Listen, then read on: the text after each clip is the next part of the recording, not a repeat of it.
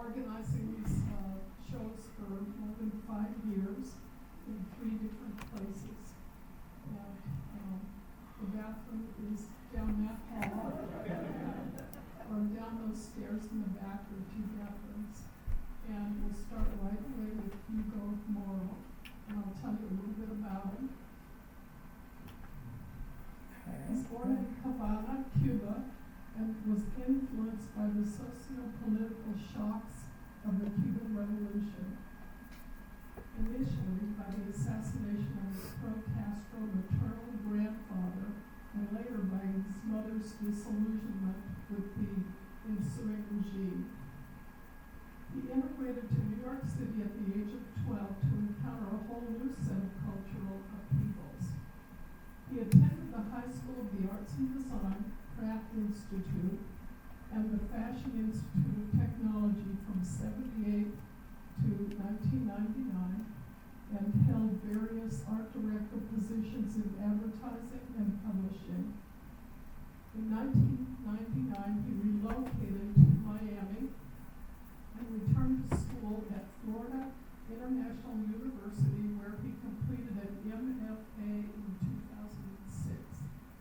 He visited Cuba after 30-plus years during his time at FIU to research an MFA thesis. Since then, some of the highlights of his career have been participating in the 9th Havana Biennial and the first Ghetto Biennial at Port-au-Prince, Haiti. In 2014, along with his Bellingham native husband of 32 years, he relocated to Seattle, where he engaged in community service and created several temporary public art installations. In 2021, they moved to Tacoma, where Hugo works out of a home studio. Hugo?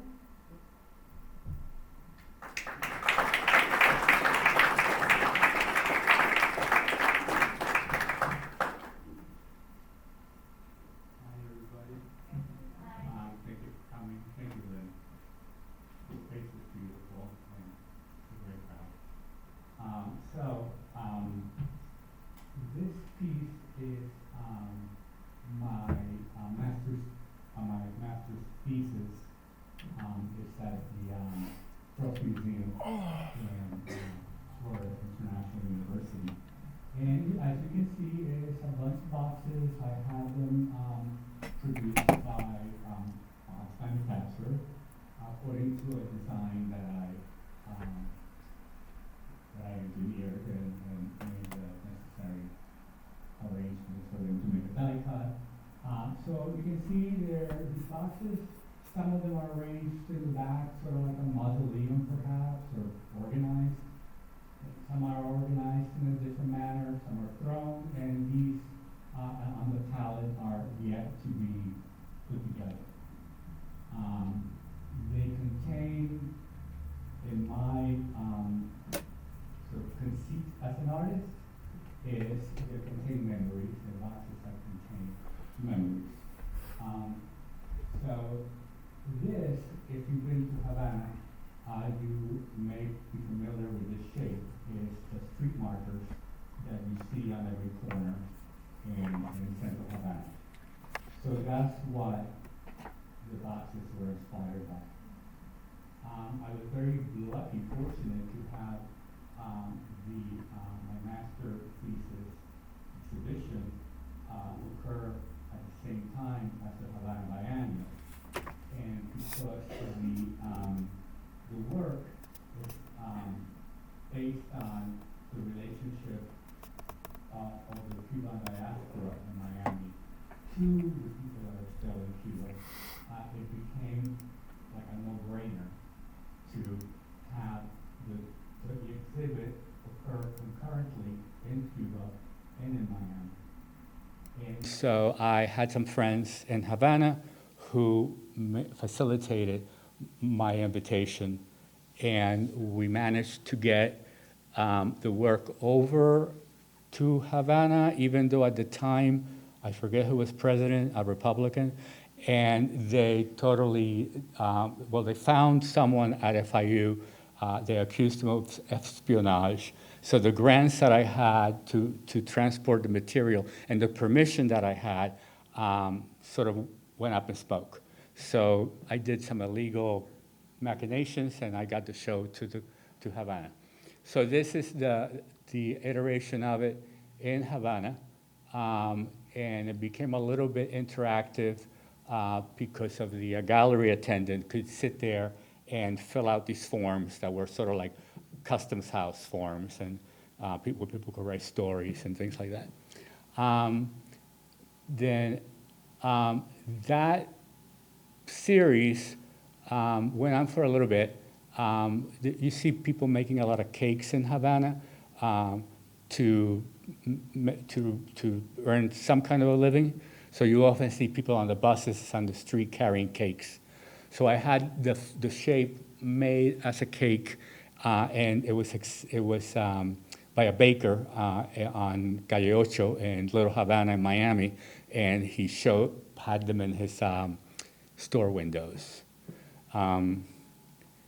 This became a different, this is called Rigid Set of 59, which makes reference to the folks that came in 1959, who were generally upper crust Cuban, who are the ones that vote wrong nowadays.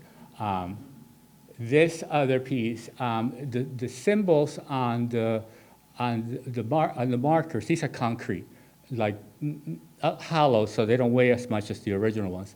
But the symbols on the sides, instead of being numbers, are symbols that are based on a Chinese game of wager that originated in China, which we call charada. The Chinese call it chifa, and they make up a verse that's attached to a number, and the folks bet and guess. And in the very small town where my family's from, it was sort of like a form of entertainment that my grandfather facilitated. He was a bookie, and this was like in the 40s or 50s. So a lot of my research in Cuba had to do with talking to his friends and researching about charada in the Havana Library, and it was very rewarding. Then in 2007, 2008, we had like a financial crisis. I don't know if you guys remember. So I had a series. Robert Longo did a series of very good drawings back in 1980 something. And so I wanted to do a series about the financial situation that sort of spoke a little bit to Robert Longo's work. So I did a series of banker shoes, and they were called Captains of Industry. And they're like very large. They're like, I don't know, 30 by 40 or something like that. So those are probably like actual size.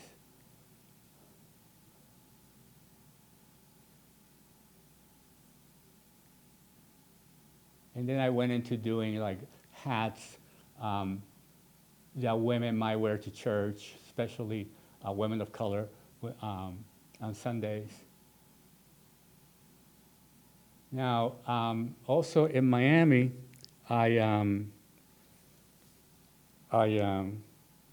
what? Have I been speaking that long? You're fine. Okay.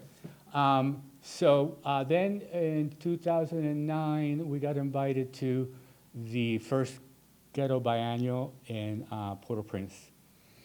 And I bought this piece called 7,000 Trees for Haiti. They have a really horrible situation with deforesting because that's how they fuel, the only fuel they can have to cook with. And so I worked with a couple of agencies who donated saplings, and I went, the biennial was centered in this community that was made originally of wood turners. So they live in a compound, these artists who have now become pretty well known internationally. They do amazing work. And so I chose, they have a central area, communal area. It's the only water in the community, so they do all of their, dishwashing and bathing there, and that's the place that would make sense to plant my little garden. And so that's what that looked like. And then, because it was their bathing area, I kind of set up these sort of toiletry kind of shelving with mirrors, speaking a little bit about their French colonial history. After that, when I was back in the States, I did a whole series of the Gede spirits. They're the spirits in the voodoo pantheon. And so I made them, I found that light switch in Port-au-Prince. I cast it in porcelain, and then all these electrical wires that came out created these Gede symbols. Of course, there's very little electricity in Port-au-Prince. So these are called Port-au-Prince Power and Light.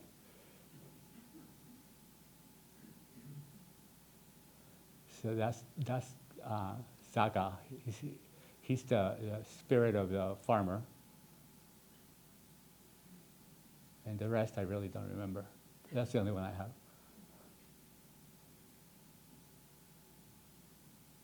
Once I moved to Seattle, this is new, this is Seattle in 2016. I tried to pick up, I didn't make art for a couple of years. I tried to pick up on what I had been doing in Miami, and it just didn't gel. It just felt like really nothing was happening.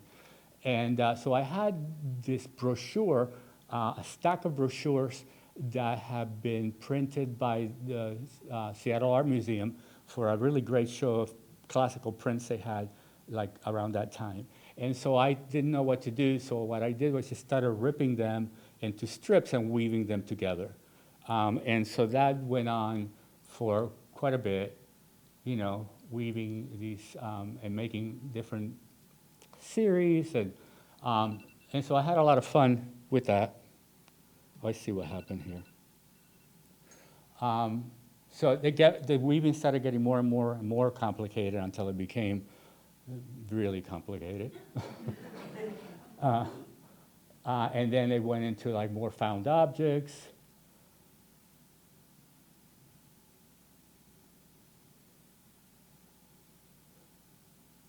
Wires and found flowers. And then even more sort of deconstructed the weaving. And then I got a public art, a temporary public art installation. I wanted to translate what I was doing in the studio into the public space, and I figured I needed to find a material that was really, sturdy. So I started sourcing these advertising banners, vinyl advertising banners, and was able to weave. There was 11 of these in front of the Armory in Seattle Center. And then I did this right after the 2016 election. I'm sorry. Then this is Tequila. This is another temporary art installation. This is when I started working with single-use recycled plastics. And we had been very religious about recycling. And then one day I found out that it was all bullshit. And so I thought, well, we couldn't start drinking tap water because we're too bougie for that. So we continued to buy the bottled water, but I saved bottled water for about 2 years, and started using it to make art. This was some conference awards, I think, what's his name? John Kerry, and the woman that that did some work in the Paris Accords, got these during one of those waste management conferences where they greenwash stuff. this is the material from the original installation, which was called Garden of the Unconceived. And I've been carrying these around since that happened in 2019. So it's a long time to carry a lot of plastic. And so I'm taking now a little commercial break. Between the 7th and the 8th, I'm going to have a booth at the Tacoma Armory, where I have been making all those flowers into small objects to try and find homes for them. So I have these beautiful boxes and these little bubble flowers and these night lights.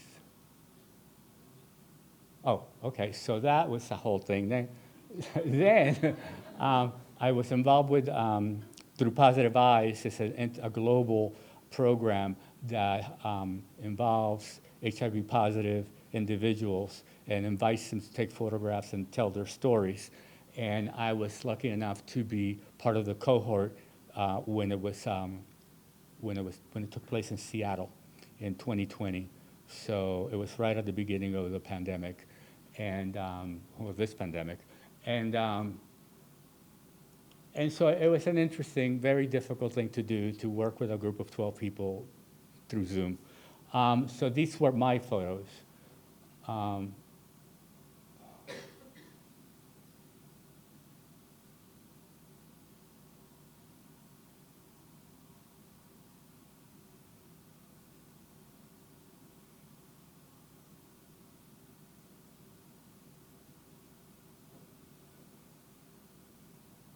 This is my latest group of series of work that I did from 2019 to 2021, 2023. And I had a show of it for Culture Gallery. And basically, it's just finding things and creating narratives out of personal narratives, out of the material, and left to the public to, make up their own sort of narratives of it.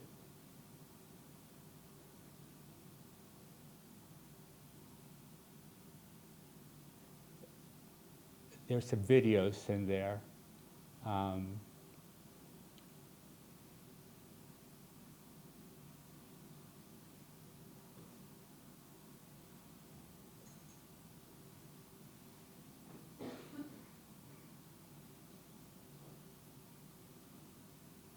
This one's called COLA. It's cost of living adjustment.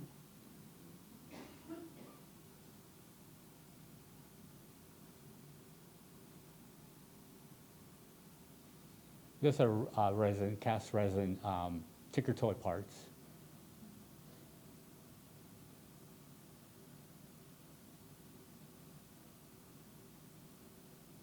And this one's called Colonial Disgrace. And I can tell you, it's supposed to be a male figure being naughty. So that's what I have to show you, to share with you. I went a little bit over. I hope you enjoyed it. It was a pleasure and an honor to be here.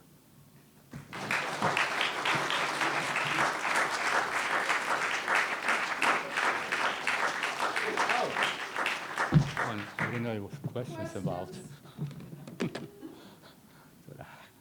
That is a good escape. Hi. No questions? So,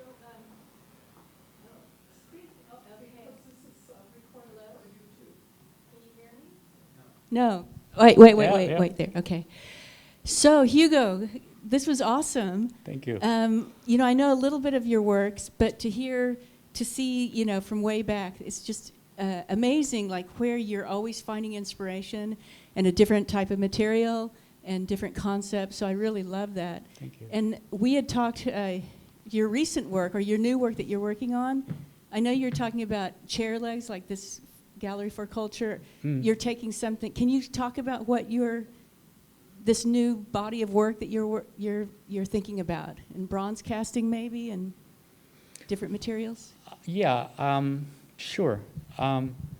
It's an involved question because I slowly have been moving towards a I can see the progression moving towards this, you know, from historically, from the, and sort of like historically in the sense of where I am in the history of art, right?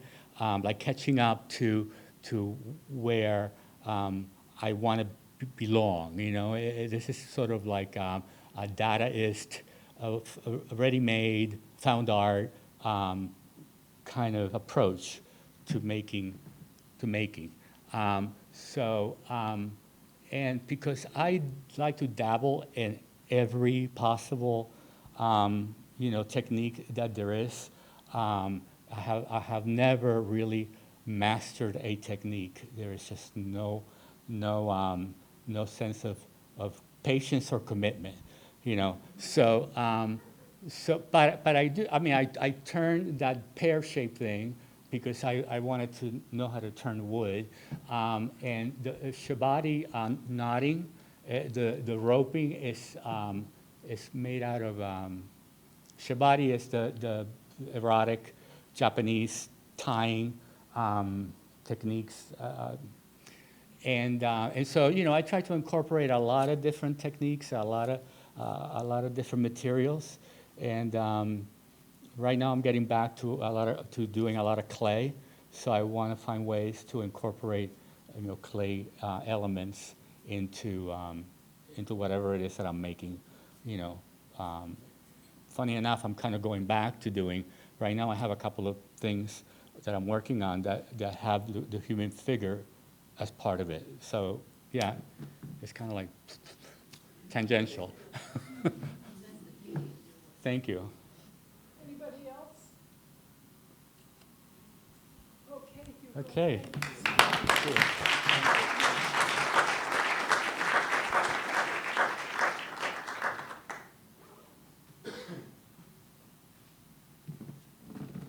So like I said, Erik records these, and they're on YouTube. And those invitations I email you, at the bottom there's a link, so you can go look at about 3 years' worth of these shows. Next. Kristie Maxim is next. And she's an experimental, multidisciplined artist working in bronze, watercolor, ceramics, and costuming, and puppets, big ones. She has been involved in wearable art for over 20 years as a designer and model, promoting reduce, reuse, and recycle concepts. Kristie has been associated with Fremont Solstice Parade and Fremont Art Council's fundraiser to lead teams to produce tall puppets and whimsical, costumed street performances. Recently, Kristie was involved in the Lakewood Fiesta de la Familia Festival. She guided 5 local artists in making tall puppets for Lakewood events. She took up watercolors in 2020 and has been experimenting with painting whimsical creatures and biological forms. In her career, she has worked mainly as a stylist, photo producer, and art director at Eddie Bauer, and producer at On Request Images. Kristie?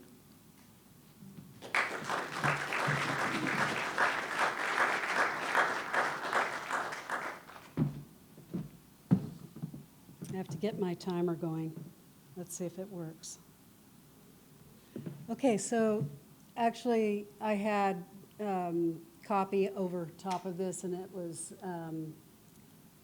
the transparent was you could read the copy. You can't read it now, but basically it was telling you some of the other projects that I've done over the years, but I'll be just concentrating with my images on these. So I'll show mostly what I do for performance art, and I've worked with the Seattle Design Festival, and these are from the Design Festival on the harbor steps, and they had a dance, and they were adorable, and they just went around.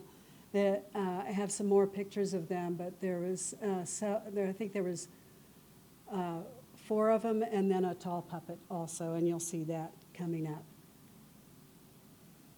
Oops. There, okay. So this was part of the 2024 Fremont Art Council Botanical Bacchanal fundraiser, and this was the last one that I did. And it was basically, I gather a group of people, and I was a producer before, a project manager, so I figure out the art direction, the concept, I put it in PowerPoint, I show it to a group of people and get their buy-in if they have any questions about it or if they have other things that they want to do. But I come up with the basic concept to start with, so colors, themes, possible projects, and then they break out into groups and they decide what they're going to do, and I sort of monitor them, and there's a schedule and there's workshops to teach things that they don't know how to do, like paper mache or hoop skirts. And so this process goes through all the things that you're going to see. And it takes sometimes months to do these, and sometimes, you know, we try to consolidate it into 6 weeks, and we meet once a week. So, whoops, here. Oh, I love to be able to go back. Oops, too far. So this is a dress that I designed, and the whole theme of this one was colorful, botanical, flowers, bugs that you might find in a garden, and jewel tones. And so I presented this to them, and then people went into different groups, and we had different rooms in this that we had to deck out. And then, of course, the fundraiser had the dinners, and the fundraiser, we had a room just for that. But people, it was sort of an immersive experience where you could walk through some of them, and there were people walking around. In this one, we had about 8 costumes that people made, and then we had these rooms that you could walk into, and it was all kind of darkened and lit up. And so she has, I do a lot of these headdresses for a lot of different reasons, for parties, for parades, for these fundraisers. And that was just a bunch of flowers that I got at the bins, and the Goodwill bins, so you pay by the pound. So I just go and I gather the materials up, and that's where I get the inspiration, and I start designing. And the background there is the tableau, which is this one. So this is the 4 feet deep and then 8 feet wide. A tableau is supposed to be sort of like, you know, a little theater. And, but this is 10 feet all the way across, 10 feet wide and 10 feet tall. So it really took up a lot. We had to have a high enough ceiling, and designed the whole thing, and then brought things from my house and made the background. So it's hard to see. It's too much. And there was different lightings, and I could not get a really good picture of it. But in the last picture, the woman was sitting on that chair. So you kind of see she sort of just sits there. And then all the other people, so she didn't have to sit there all night. All the other costumes would go in and sit. So it wasn't for people coming in and sitting, but it was a big photo op. The rabbit is paper mache, and then you can't really tell, but there's a peacock in there, and that's paper mache. And then large flowers. I made 25 large flowers on stands, and they were grouped around. It's hard to, there was no pictures that I could really get of the whole place. It was amazing. This is a jacket that I just bought at the bins and painted flowers across the bottom, and then, you know, matched up the whole outfit. And that he's standing in the walk-through beehive. So the person that made the beehive, it was an incredible construction. that she had to figure out to make that all stand up, put little tea lights in it. Very amazing. This was 2023 Fremont Art Council Versailles soiree. And that was a fundraiser, and it was Marie Antoinette. And we had, the theme would be whites and creams and oranges. And so these things are made out, they're all made out of we don't have the budget. It's a fundraiser. So we go to the bins, or it comes out of our closet, or, you know, I made this outfit with the orange pants and the guy with the their coffee filter, his wig. It's on your right. Out of my curtains. The jacket's made out of the curtains. The coffee filter situation, which you'll see more pictures of, Lynn Di Nino in 2010 or something, she started the Ice Queens, or was a part of that, and they had these big panniers, and so we said, she knows what to do, and let's invite her into this group, and she taught us how to take coffee filters and roll them around a broomstick and squish them up and slide them off. So that's what his headdress is made out of, and also the middle guy's headdress. This is a close-up of one of the costumes. The rug gripper things are on the cuffs, and insulation and Mardi Gras beads. Somebody gave me a 33-gallon drum of Mardi Gras beads that went back to the 50s. It was like if you got to the bottom, it was in the 50s. They were very small. And when I went, I got the big ones. They're huge, but I had lots of those. This is one that I did, and the front part of it, the orange part of it, is Tyvek that comes from Home Depot, and you can read the Home Depot. And there's a technique that I do of ironing in it. It bubbles up, and I wish I could show you what it looks like close up. It's amazing. And then it's just tablecloths and different stuff with these hoop things that I had a struggle with making, but they came out to the side, and her wig is shipping, you know, on the pallets, all that tape. It's very see-through, stretchy, and sticky. And so I just squished that onto her head, onto a headpiece, and then it hot glued it in the paper mache champagne bottle. This is another closer up shot of two of the costumes. I did the one with the coffee filter headdress there. The other one is a peacock at the top, and she made her outfit. And we basically took wedding dresses. Some of the people just took white wedding dresses and then made them into these costumes. Spray painted silver shoes and bedazzled them. So couldn't find. I've been doing trash fashion for so long, and I lost a lot of photos, but these are the ones I did find. That's me a long time ago. And I'm wearing a compost sock that you see on the highways that are stuffed with straw. And so it's a tube like this, which is stretchy and sort of see-through. And then the Mardi Gras beads, of course, made into paisleys. And the headdress is paper mache with Mardi Gras beads on. And then this is another person, another designer. I just wanted to show you trash fashion. If you haven't looked up wearable art, trash fashion, WOW is World of Wearable Art that comes out of New Zealand, and they're spectacular. So if you, World of Wearable Art, look it up. It's our inspiration. Anyway, you can understand that the orange part there is the fences that they put up around construction, and then it's a fisherman's slicker, the yellow part of it. You can see the pockets. The back part of it is window shades.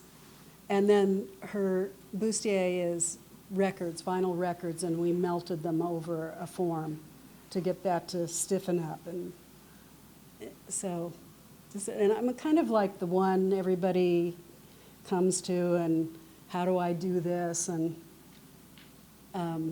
so then this is Path with Art, and it's a fundraiser. And Path with Art is an organization in Seattle that does that gives free art classes to people that are coming out of homelessness, and they're coming out of trauma or mental health issues, addiction, physical problems. And so this was the first year that we did it. I presented it to them as a fundraiser idea. And I had a group of people, and I had them decide what the theme was, which was climate change. And I just had a bunch of stuff at the back of the room. And I had them figure out what they wanted exactly and draw it out. And then the next time they came, they said, we want to do Mother Nature on fire and polar ice caps melting. And so I said, okay, go get your materials. And they got they'd pull the materials, and we had several other artists that were doing the same thing and teaching also. And so they designed this. They thought of the theme, they designed it. I thought it was spectacular that they did this. I mean, they never even knew what trash fashion or wearable art was. They didn't like trash fashion, so it was found fashion. And I was so proud of them, but I had people just, you know, ADD, and I have to keep them, you know, they sort of circled around, and then somebody limped and only had one hand, and he just told me what to do. And I mean, it was a wonderful, incredible experience. So there she is on the runway at the Hilton in Seattle, and they raised $500,000 the first year. I mean, they made the shoes. The hat was an old umbrella that I had in the garage, and they turned it upside down. And then this is Tyvek melted, you know, ironed with pop bottles on it. Crazy headdress. And then 2021 was another Path with Art fundraiser. And this time they said, you have half the time that you had before. And so I had to come with the concept and the drawing, and I'm showing a PowerPoint to them, and they're looking at it like, I must be insane. Like, how do you expect me to make this out of paper? Because everybody had to make it out of paper. And it worked. So you see, this was my concept, and it was a venticular, fanned out paper, and then somebody from SAM gave me a whole bunch of posters, and so we just cut the posters up and made this. So this is woven. The bodice is all woven paper, and I have to figure out, like, it's paper, so it's going to tear. So we duct taped the whole back of it, and then it was laced up the back. And those are coffee filters, used coffee filters. I have one of these guys, he's cleaning outside, he's cleaning off the grounds out of it so we can use it, and the industrial coffee filters around it. Oh, okay, I don't know.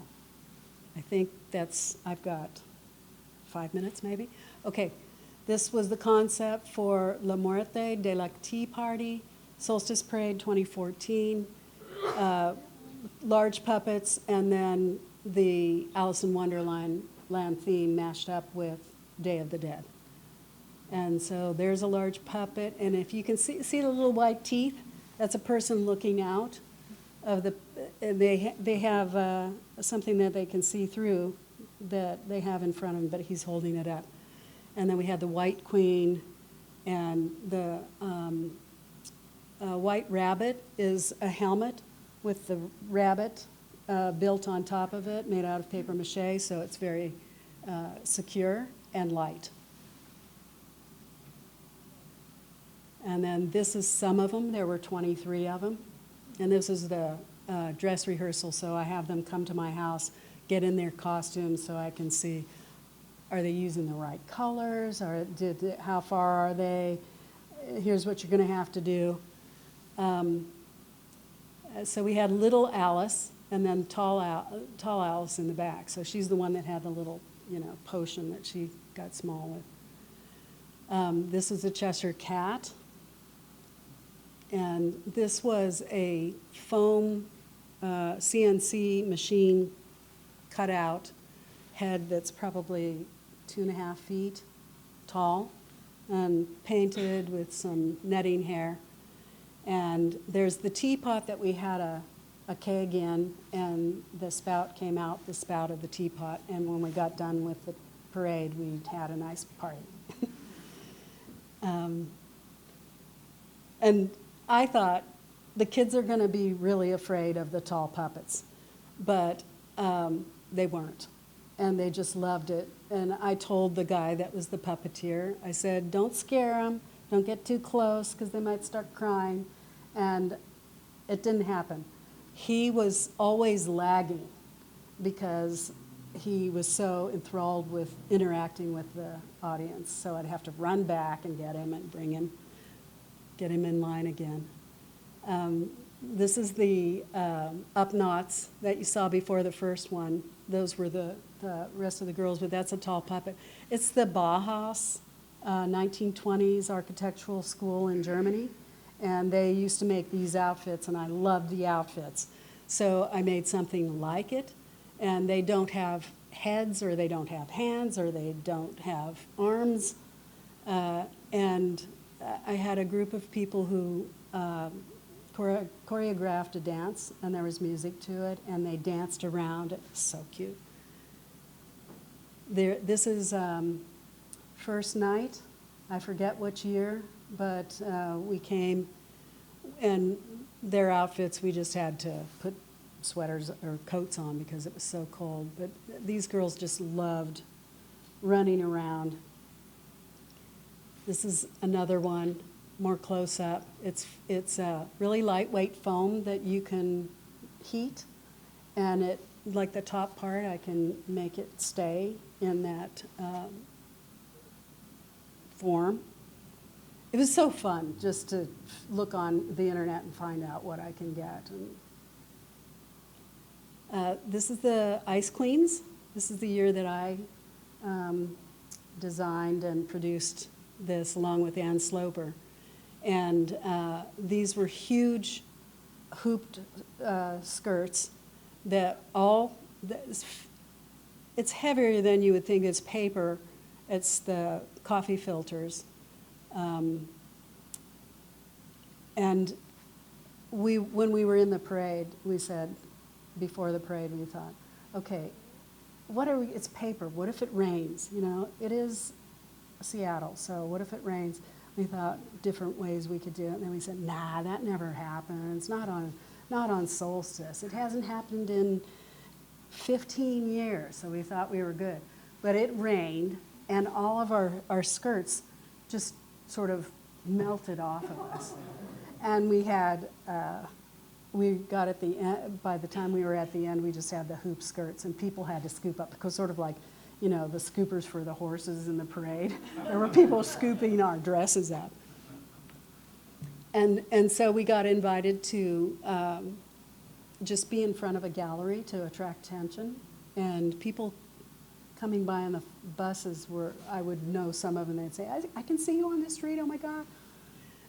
It really worked really well, and I really wished that these could have lasted and that I could do that here in front of a gallery. But this is more of some of the group after we redid our dresses. And then 2022 was Elizabethans, and it was Elizabethan costuming with animal parts. So they could have tails. We wanted the big heads. It could be over your head. It could be on top of your head. And then we wanted to have pull toys that had automata. So that's, it moves. So as the wheels move, there's cogs and it makes the thing go up and down. So it was ambitious, but because I didn't know anything about automatas, how to do that. But the thing that got everybody together was the white socks and the big ruffs around the neck and an Elizabethan sort of short pants for guys and big dresses for women. I had to drop out of this one after the first workshop, but they continued and did a really good job. So this is one of them. It's hard to tell, but she has a antlered deer, elk on her head, and she has the little ruff. There were different renditions of the ruff. This was me showing them how to, like, this is what I want. And you can get the material here, and I just kind of draped it. And then 2021, this is the 6th Avenue Dia de los Muertos that Frances Lorenz puts on. And I don't know if you know her, but I don't remember how she knew that I did this. But anyway, this shows you the backpack. It's a framed backpack. You can see the shoulder pads and then the frame in the back. We attach poles that go up, and then you sort of build this where the head goes and the shoulders, and it's made out of pipes that fit together. And he's just reaching up, looking out. So when he's in the costume, the kids are looking at him like, I don't understand what this is. I mean, there's normal feet, but how did that get so big? And then he pulls up the apron there, and they look out. And the kids are either screaming and crying and running away, or they love it. And so my son's in the puppet, and I'm attending him because they can't really see. So if there's trees, they can't see to the side. Keep them from walking over children. And but see, they look at the feet. I can see their brains working. They're like, okay, normal feet, but what is this? And if I could have put a movie on, you'd see it. It's amazing how they walk. Actually, the arm, when you walk, the arms naturally do this. This was at the Fiesta de la Familia in Lakewood, and I had the two and the attendants. And then this is this year when we did the Fiesta de la Familia, and they wanted more puppets. And I said, I don't want to make any more puppets, and I don't have a place to store them. So I said, if you want me to teach people to do that, and then you store them, you can have them, I'll just teach them. And this was Jose Orantes is an artist, and his wife Nancy Melendez.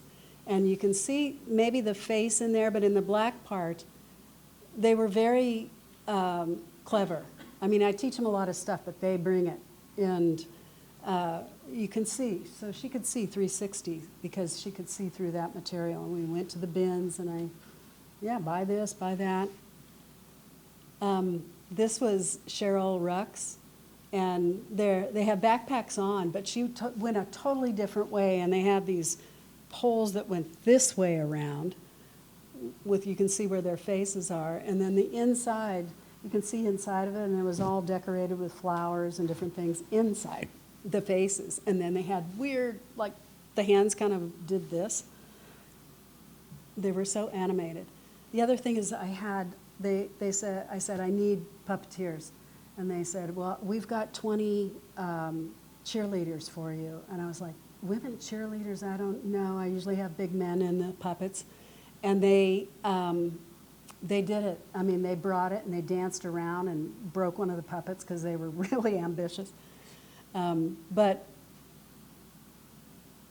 Okay, so then this year also for the Solstice Parade, I took a class because I thought, I'm just making this up on my own. Let's see what somebody else can teach me.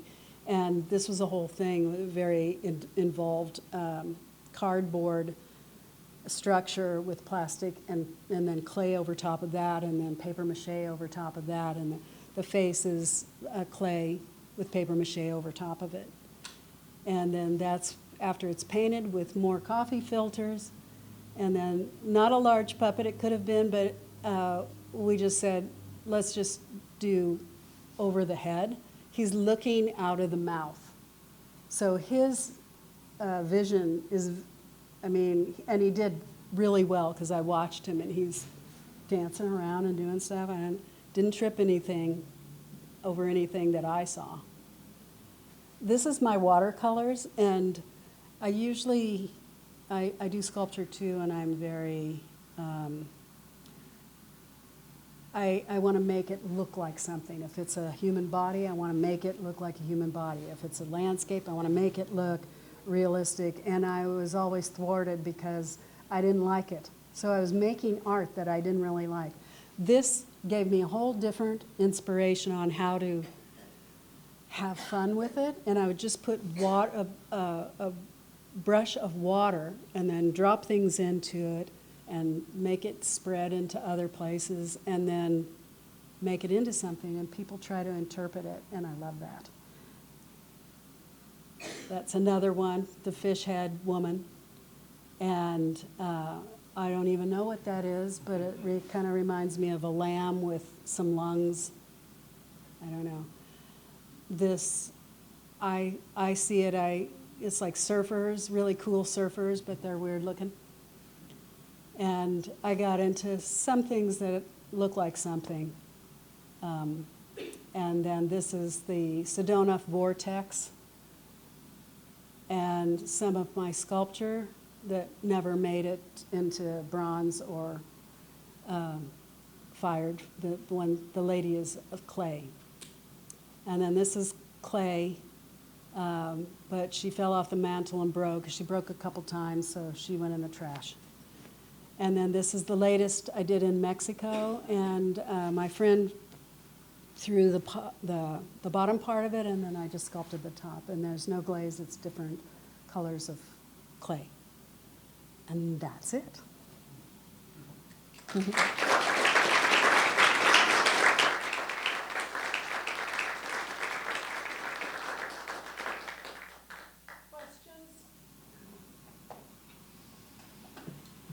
Must have been pretty satisfying. I want to know, how do you get a job as an art director? They just make me it. I mean, they don't have to pay me, so they say, you, art direct this. Okay. So I had a whole nother career, so I did 40 hours a week and then all this other stuff. Wow. So. Impressive. And I think it helps to have the project manager, because I make all the lists and the schedules and communicate with everybody through email, and that's how it happens. But I want to get out of that business and just make the fun art. Great.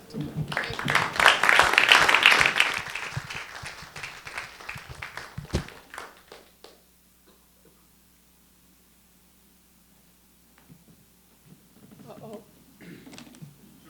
Oh, sorry. I have my papers and yours. Yeah, I'm lost without these notes.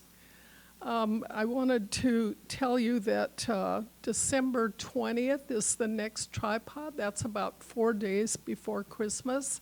Yet 3 artists said, oh yeah, I'll be happy to present.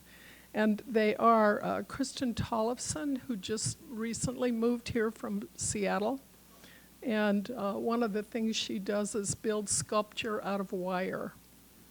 And then Shannon Eakins. Are Shannon and Mark here by any chance tonight? They have presented at Tripod before. She swam in the Puyallup River, if you can even imagine such a thing. And they recorded that and they did a Tripod slideshow. Anyway, her partner is Mark Browski, and he does embroidery on paper, I think, and he imitates street trash. Like maybe he'll see a theater ticket on the street, and then he embroiders that so it looks just like that. And he was in a show at the Tacoma Art Museum a couple of years ago. So they'll be presenting on December 20th. So if you're not completely consumed with Christmas stuff, come and see that show. So next is Terri Placentia. She's an artist and educator whose work has included the mediums of drawing, painting, and ceramic sculpture. She graduated from the U of W with a degree in fine art and opened Color Wheel Studio as a private art school in Seattle. Later, she moved her art practice and business to Pierce County, where she opened Planet Art as another art school. She has recently finished her educational career as the lead art instructor at the Tacoma School of the Arts for the past 20 years. Terri's current artwork is rooted in nature, exploring connections between what is willfully placed and what transpires with proximity, interruption, or accident. Her drawings and paintings capture the organic liveliness of line, shape, and atmosphere using watercolor, gouache, is that how you say that? Gouache? And mixed media collage. Terri?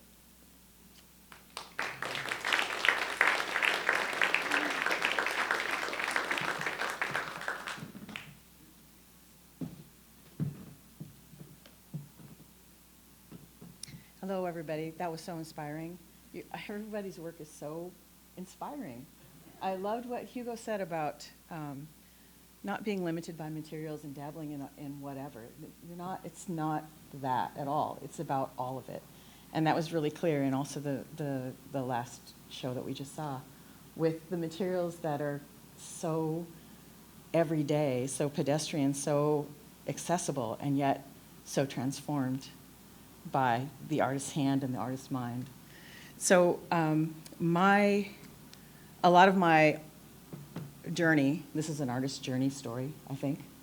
A lot of my work has come from spending time as an educator and never being afraid to learn from my students, and also challenging them not to be afraid of what they think they can't do. And so I've always been a curious person, quite the learner. I spent a lot of time as a kid building things in the mud. We lived next to an empty lot that was full of mud and salamanders and things that allowed me to really work with my hands. Manipulatives were really important to me, always.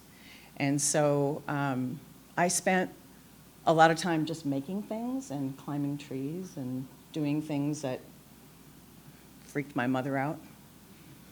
My mother, that was a good segue, was a seamstress and a teacher also, but she came from Germany. She's first generation, and she taught my sister and I to sew, and so I started looking at things in terms of shapes and how shapes fit together to create dimensional forms. These were soft forms, obviously, because they were fabric, but I began to develop this sense about how things looked in flat and then what they might look like dimensionally. And I don't think that ever left me. I spent a lot of time traveling. I started looking at not just, I looked at a lot of architecture. I went and lived in Rome for a while and studied architecture. And I began to pay attention to not just the buildings themselves, but the space between. So for me, the negative shapes were as interesting, if not more interesting, than the actual structures themselves. So they formed these sort of interesting shapes that came about as a result of the proximity of the different buildings around them. I started practicing drawing, very, very beginning drawings. These are quick sketches from different areas in Rome. Spending time understanding the approaches, because the approach to many of the structures in Italy are very deliberate. And it's almost like a reveal. You're walking down an alley. If any of you have traveled to Venice, you know you're lost. And then all of a sudden there's something at the very end of this road or this vista or this place. And I was super interested in what that looked like and how it opened and closed and changed. So it started getting me back into the world of sewing, and my mother, who was absolutely adamant about laying out your shapes efficiently on the fabric so as not to waste anything. And I started thinking about how, I started thinking about working with my hands again, getting back to being in the mud, and I really wanted to learn a little bit more about clay. I had graduated with a degree in drawing and painting at fine art at the University of Washington, but I hadn't spent any time really working with my hands like the way I used to when I was making dresses or was making mud sculptures. And so I knew that it would translate really well. So I got into working with clay. I was working with a partner, Jim Goslin, who teaches ceramics here in the city, and we worked together for a number of years. And I started working with raku firing. And for those of you who know about raku firing, it is a very humbling experience because you have plans. And then the plans change when you pull things out of the fire and everything looks way different than you thought it was going to look. And you need to humble yourself and accept what those changes are and maybe embrace what the next step would be as a result of that change. And the serendipity of working with raku, I think, was really transformative for me. Somebody said something, I think it was you, when you were presenting, you were talking about the fact that when you were getting on, or when you were drawing, it had to look like something, like it had to look the way you wanted it to look. And this absolutely blew that out of the water for me. I did the drawings, but then I knew that the process would take me to a different place, and it always did. When I was living in Rome, I was spending a lot of time in the museums, as you might imagine, and I was fascinated with the shapes of Greek pottery and ancient Roman pottery. And then I wanted to know how they might survive a raku firing. And so I started learning about throwing clay, because I didn't know how to throw. And I didn't feel like I could work in clay until I actually knew how to understand all the ways of working in clay, not just hand building, but also throwing. And it took a little while to learn that. And then once I learned it, Jim and I did a whole number of pieces that were an ode to those shapes, but also just to see if they would survive. This is one of a series that we did, and it's not the right one, but the one that I loved the most, it was called a giraffe pot, because if you see that black space on the left-hand side, one of these that we had made looked exactly like a giraffe, and then that came out of the firing, not planned, just the way it was, and it was awesome. Again, an ode to some of those older forms, and these are all thrown not as a singular piece, because they're tall. So some of them are 3-4 feet high, depending upon what they are, which ones they are. So we would throw the upper section, we would throw the middle section, and the lower section, and then the tolerance for the line to continue had to be really precise. And I got really interested in that too, the precision of the whole thing. And then also taking some of the glazes and working over the surface with my painter's background and seeing how I could take brush strokes and really open up how tight the forms were by giving the surface a texture that seemed more free, I feel like. This piece is pretty large, stands probably about this tall as a throne piece. So again, it alludes to kind of the ancient pottery. But I started feeling really restricted by this sense of just, well, I'm just making pots. I feel like I'm just making these kinds of forms. What can I do to make them maybe a little bit different? These pieces, there's no scale here, but some of them are 6 feet high. So they were stacked forms, and we began stacking these different shapes. So we would throw them and stack them and then combine them together. And they're all raku fired too. So they had their own surface. I was interested in the texture of the surface, the way that that held together. And again, if you've ever tried to draw a vase, you know that if you're drawing one side of the vase and then you try to draw the other side of the vase, you have to kind of like, oh, that's not quite right. It's like, it gets wonky.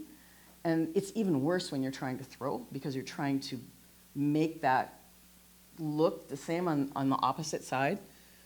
And then when you're putting it together, these appear to be a little bit warped, and I think it's just the lighting, but they're not. They're tall and strong, and each of the tolerances, we glued them together, so they all had to fit just perfect. And it wasn't like we could sand them down, because they were raku, so they would fly apart. So that gives you a sense of the scale of some of them. So then we started looking at movement, like how can, the movement of the wheel was interesting to me, and the static nature of pots, I wanted to see, well, what if we, as we constructed them, what if they could dance and they could move? So we created a whole series of pieces that were like movement pieces, and this is honestly the only slide I have of that, so sorry, that's just not, there aren't any more. And then I took another trip to Italy, and I started paying attention again to those negative spaces.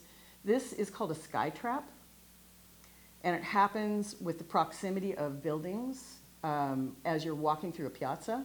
And if you look up, it captures those negative spaces in the sky just by the shape of the buildings. This is in Sant'Ignazio, and the buildings are curved there, so it's particularly pronounced.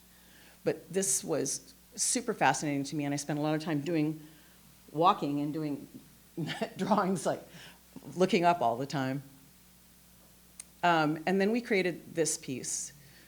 This was created, it's 5 pieces, and we were interested in getting the tolerances just right. We had to throw 52 pots to make this one piece. And the pieces are this tall, and there's 5 of them. This was shown in Seattle a number of years ago, and was purchased at a competition. It took first place, and it was purchased by a patron who thought it was amazing. And I have a smaller version of it at my house because we threw 50. So what are you going to do? But you can see how close the tolerances are, and they're actually warped a little bit by the way that the photograph is taken. But we would take calipers and measure the spaces between so that we could get it just right. And sometimes there's shrinkage.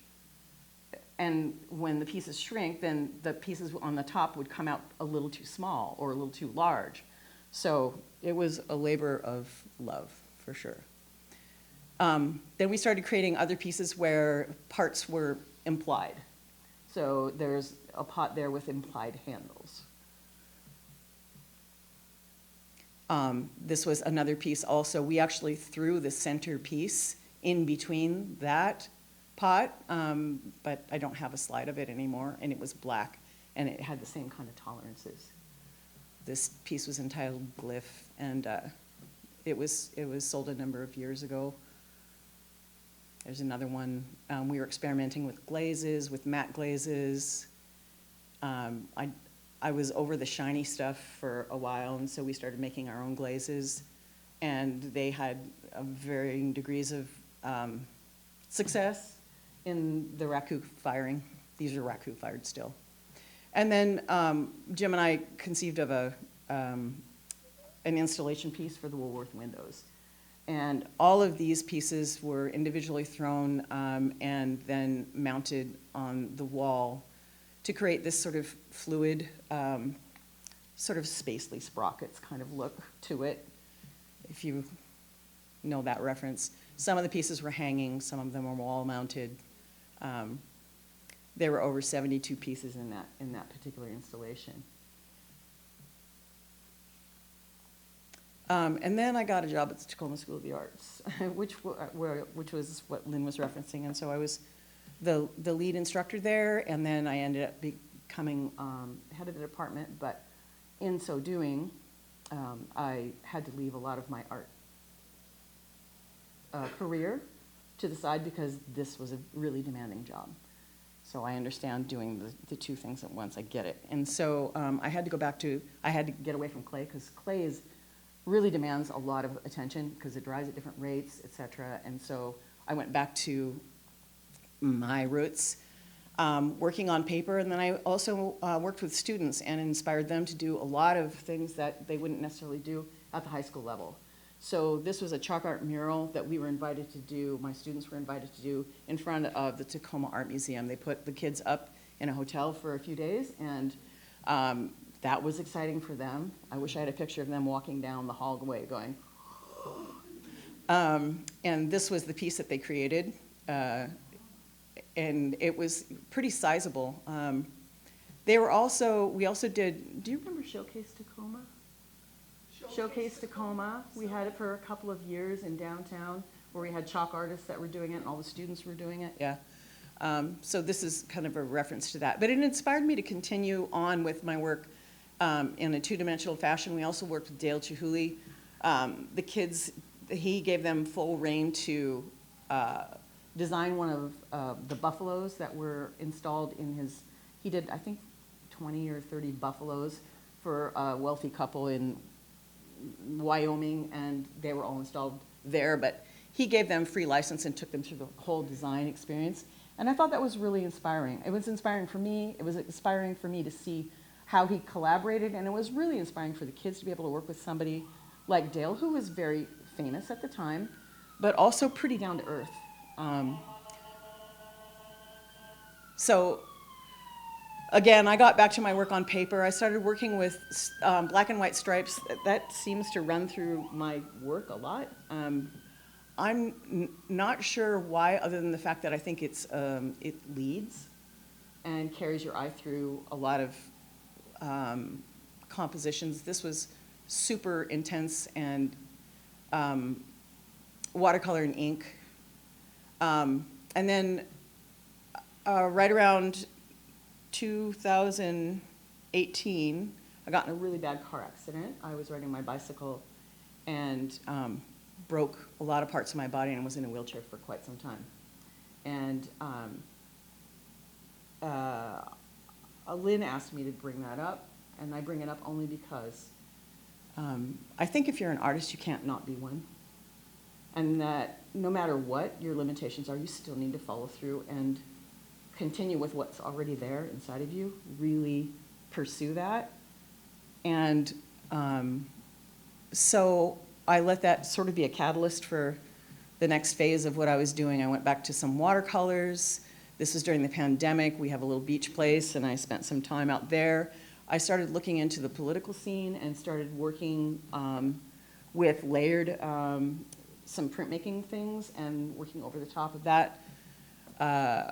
This is John Lewis, and this is George Floyd with a policeman's helmet behind him, because we were trapped. There was no place to go, and I just was at the beach, and I just felt like I needed to say something and not just pretend like it wasn't happening. And then the positive, negative stuff kept coming back. This is in Wright Park, and I was looking at the shadows of trees and the spaces in between, and my partner and I would jump from shadow to shadow, trying not to touch the light parts, because that's what you do as a kid, but then it also connects you physically to what you're observing. And then I started looking at, again, the negative spaces with rock balancing. There are a number of people who do rock balancing, and I know that it's not in the vogue cairns. You're not supposed to be taking stones and putting them and taking them out of their natural environment. There's a real movement against it. But also, this is a really ancient practice and has been around for centuries. These were used as sentinels in other countries, and I was fascinated again by the negative space. And so I started thinking about painting them and what I could do, because these things look like they're kind of impossible, especially the pivot points. And then with paint, you can do whatever you want. So I could make it look as real as I wanted to, even if it couldn't possibly be that way. And I have a whole series of these. My oldest son said they made him nervous because they're just not physically possible. This one doesn't make him so nervous, but some of the other ones did. And then I started loosening up and getting a little bit more abstract, much like your watercolors, where I was like, you need to lighten up and just explore, what this could look like using your techniques and the things that you love to do. So I love color, and I started working with the stacked stones and layering the stacked stones. This is watercolor on a gessoed background that I was experimenting with. Then I started introducing colored pencils to them.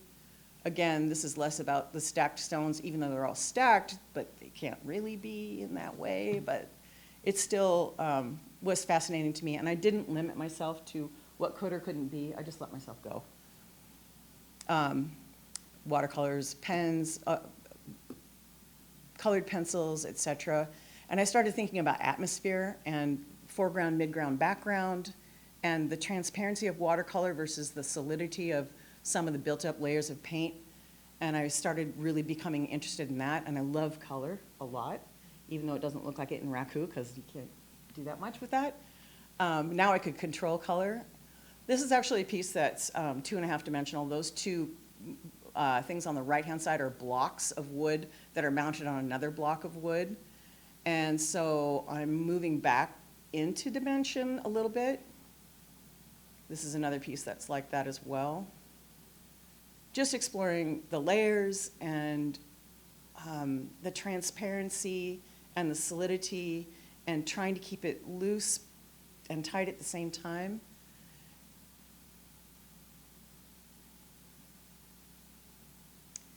And then I got involved with some printmaking on a jelly plate and started peeling layers back and overlaying things and drawing on top of it and pulling it back. And that's my current process now, in addition to doing some collage work on the surface.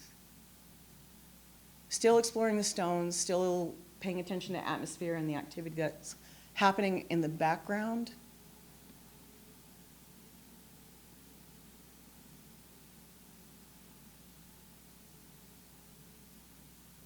This is a more recent piece.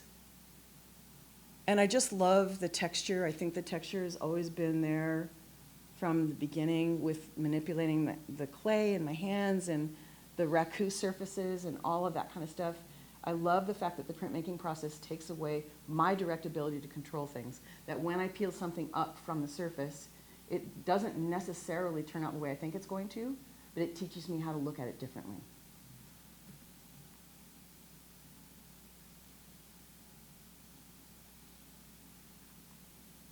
This piece is larger. I was actually thinking about Gaza and what's happening and how we from afar can only just kind of gaze away and look at it and pay attention to it from a continental standpoint that really doesn't have any bearing on what's actually going on. And I may continue exploring that. Again, these can't balance the way that they are, but there's nothing balanced about war. That's it. I just want to say thank thank you to Lynn, too, for all that she does. There's so much stuff that goes on behind the scenes with people like Lynn who make these kinds of things happen. So we're very fortunate to have you as such a catalyst in the community.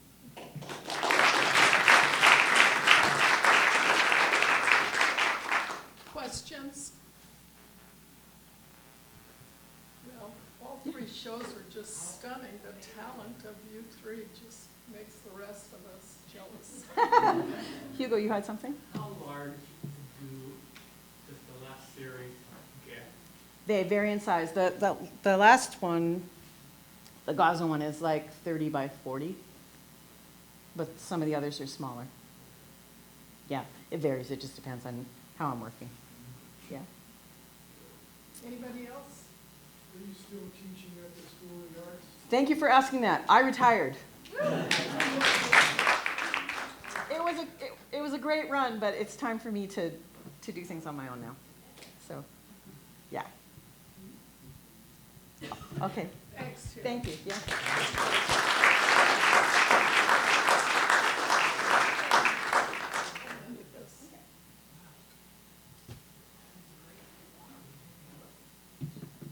Roger, do you want to come up here? You had a question for the crowd.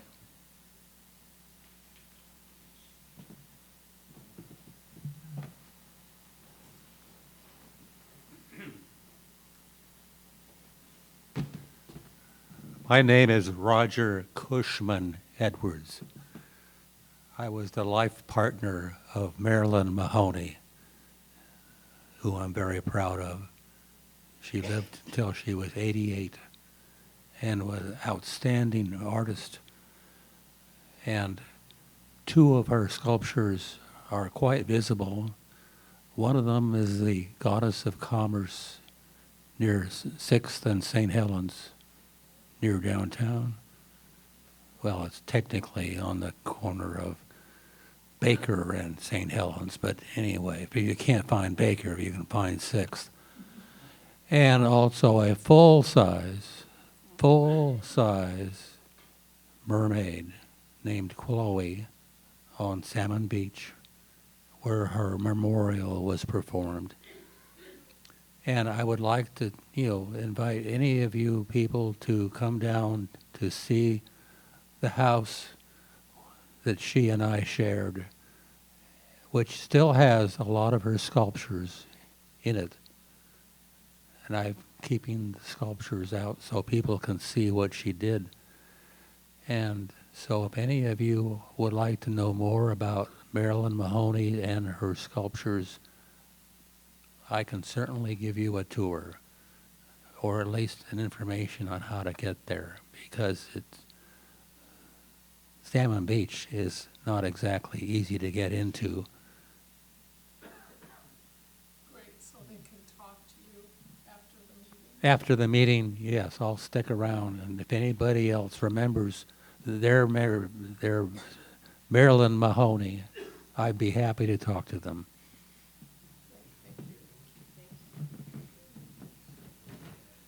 Also, I'm remembering that to tell you there's a brand new art gallery in Tacoma, and it's at 1238 Market Street. So it's a couple of blocks up from the Y on Market. And right now there's a photography show there, and Davis Freeman has work in it. He's waving his hand at us. So I guess that's about it. We'll see you December 20th. Thank you.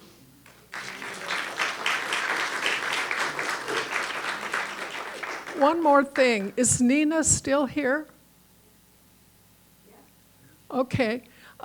Looking at those papier-mâché things reminded me that for a first night in Tacoma, around 2004, I think, Nina and I made an eggshell that was about 5 feet high, about like that, big like that.